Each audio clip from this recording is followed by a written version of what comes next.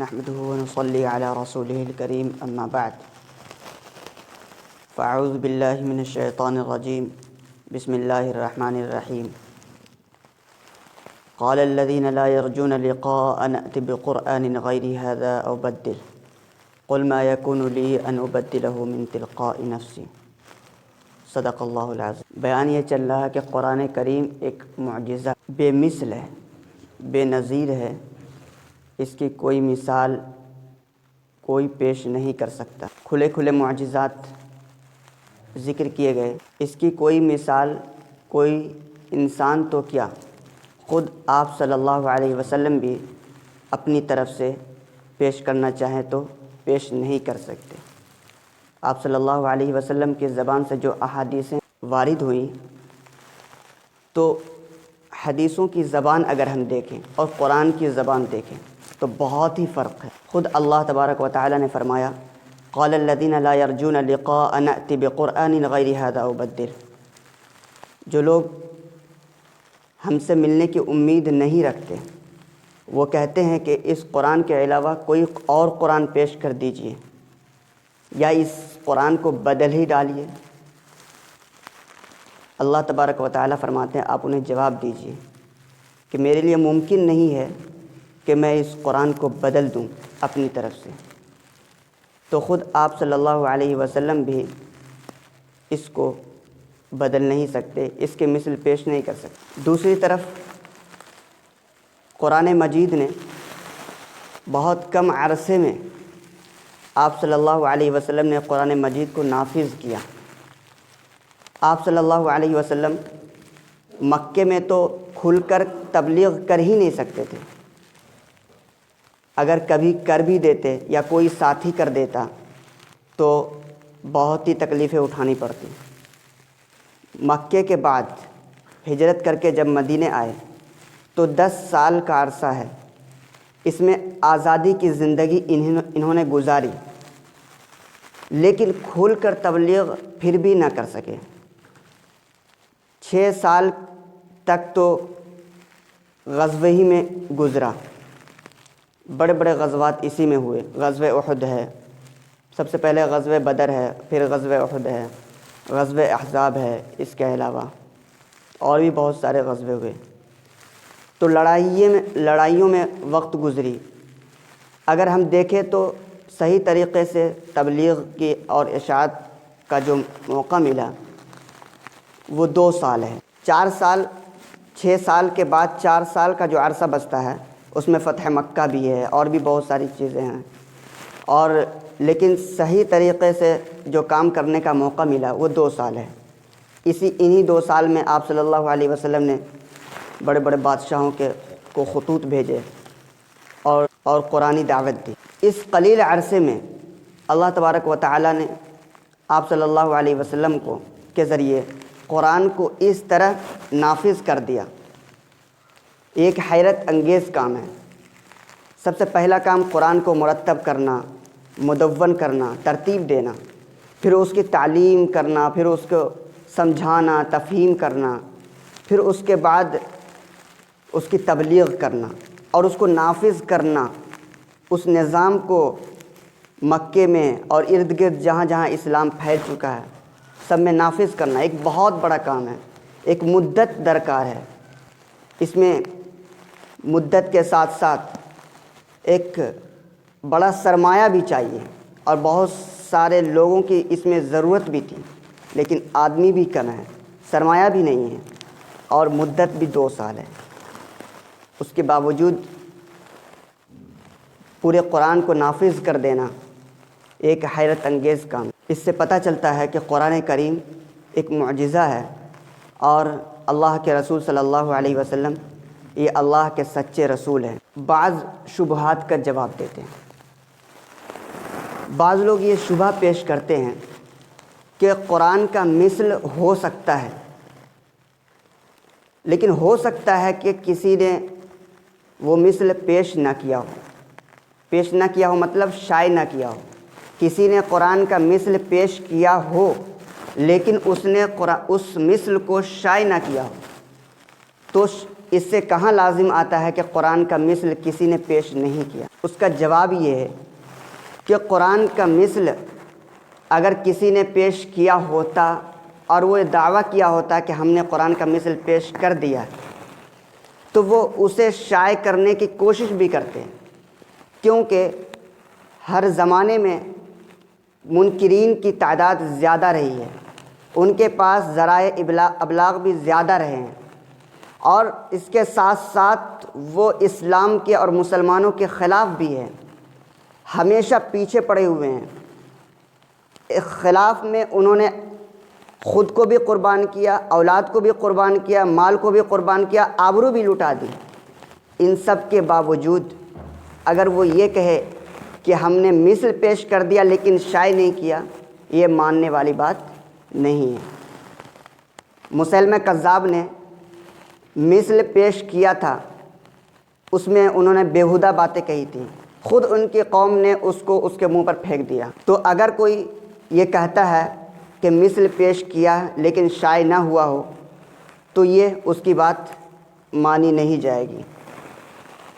قرآن کریم نے جگہ جگہ لوگوں کے دلوں میں جو باتیں آتی تھیں ان کا تذکرہ کیا اور پھر اس کا جواب بھی دیا۔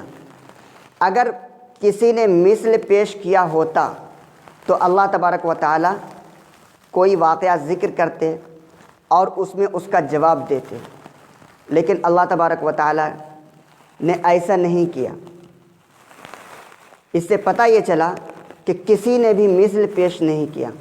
ان لوگوں نے جو طرح طرح کی باتیں کی ان کو اللہ تبارک و تعالی نے ذکر کیا۔ ایک جگہ ہے لسان الذی یلحدون الیہ اعجمی وہذا لسان عربی مبین، یہ لوگ کہتے ہیں کہ آپ ایک رومی غلام سے یہ قرآن کریم سیکھ کر پیش کرتے ہیں، آپ کہہ دیجئے کہ یہ رومی تو خود عجمی ہے اور یہ قرآن تو عربی اور فصیح زبان میں ہے، تو یہ کیسے ممکن ہو سکتا ہے کہ آپ ایک عجمی سے قرآن سیکھیں اور عربی میں پیش کریں؟ بعض لوگ کہتے تھے لو نشاء لقلنا مثل ھذا، اگر ہم چاہتے تو اس جیسا پیش کر دیتے، تو اگر ہم چاہتے تو اس جیسا پیش کر دیتے، تم چاہتے کیوں نہیں ہو؟ چاہ تو لو، تم نے تو پوری زندگی لگا دی اسلام اور مسلمانوں کے خلاف، تو چاہ لو، تھوڑا سا اور کام کر لو، لیکن انہوں نے ایسا نہیں کیا۔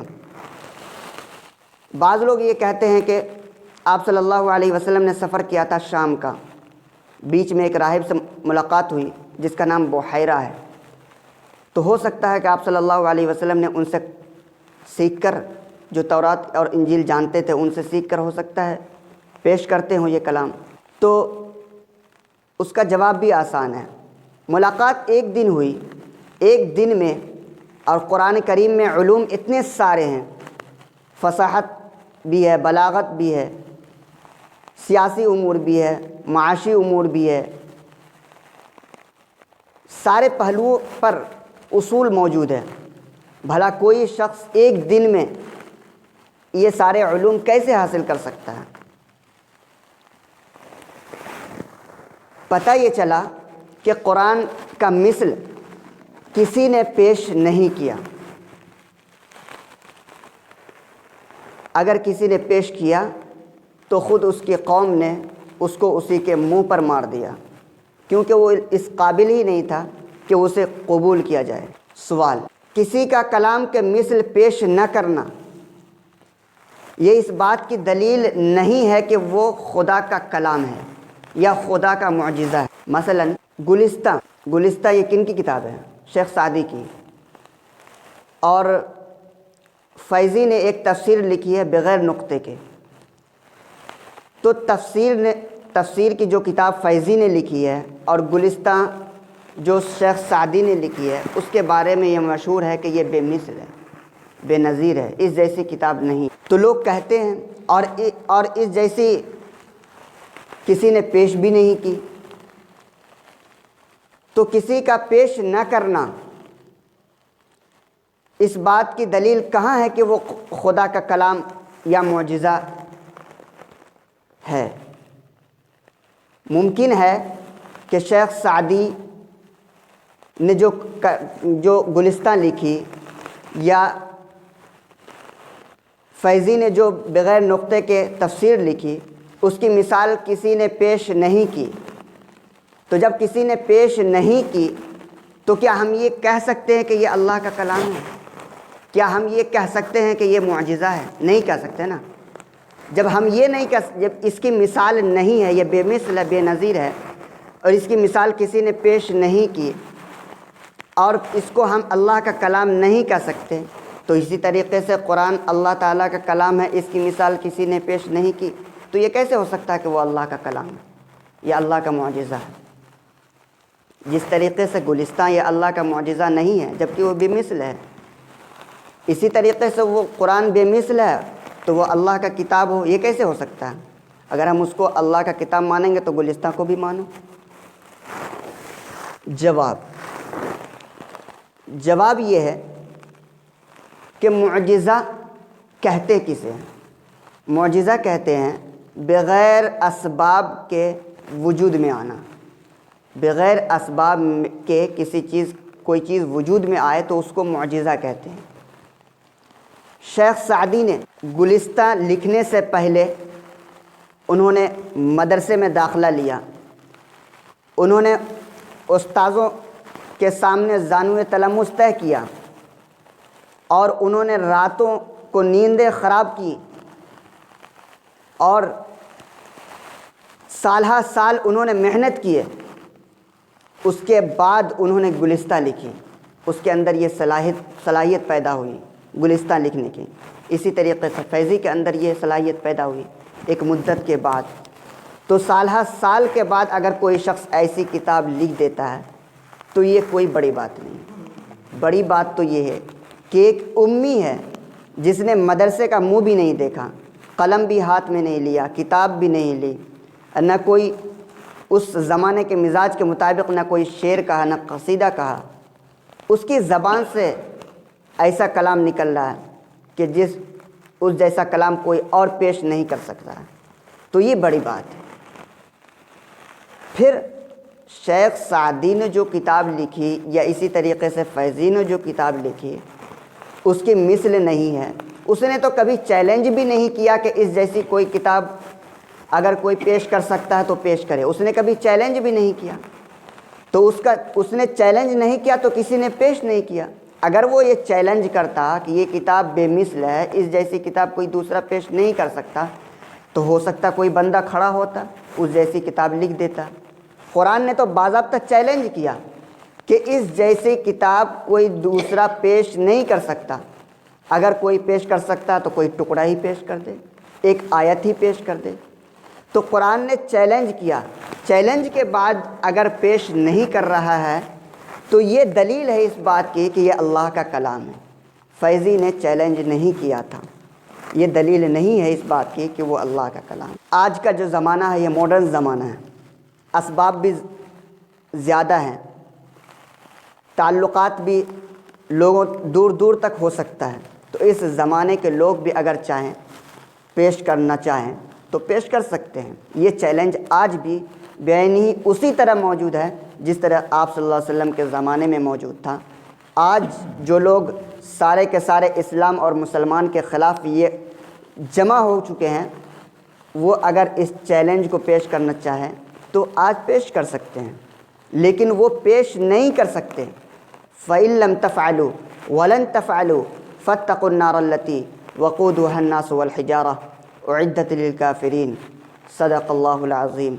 اللہ تبارک و تعالی ہمیں صحیح سمجھ عطا فرمائے، آمین۔ وآخر دعوانا ان الحمد للہ رب العالمین۔